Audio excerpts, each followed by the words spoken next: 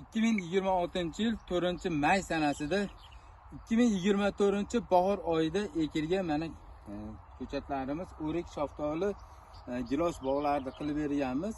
Mana bu o'riklarimizni hosili mana 2024 bahor oyida mana ekilgan o'riklar.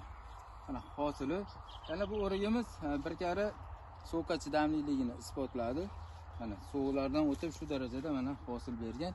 Qolgan tuplarini ham sizlarga ko'rsatib boramiz. 2 gektar maydonga 50 sotidan qilib 4 xil mevadan qilib berganmiz.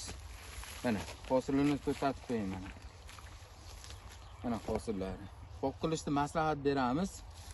Ko'chatlarni o'zimiz berganmiz.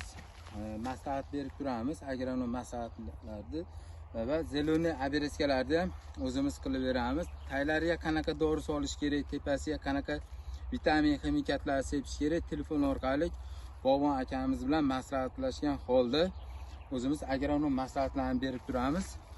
Bitta o'rik, bitta shaftoli ekilgan, tepa tomonlarida gilos ekilgan. Bu o'rigimizni past tomonida olma bog' ham qilib berganmiz. Mana kalibri. Kalibrlar juda ham chiroyli bo'lib, mana bu 2024 bahor oyida ekilgan bo'lsa, mana 26 ikkita bahorda ko'rindi. Mana bu o'riklar hammasi shaftoli, gilos, mana may oyida zeloniy abereska yozgi kesishlar bo'ladi. Bu hamma ishlovlarni qilib o'rganamiz.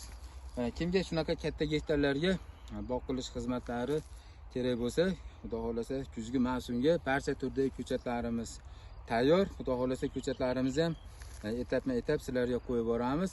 Shunaqa holatda chiroyli qilib bog'larni tashkil qilib beramiz.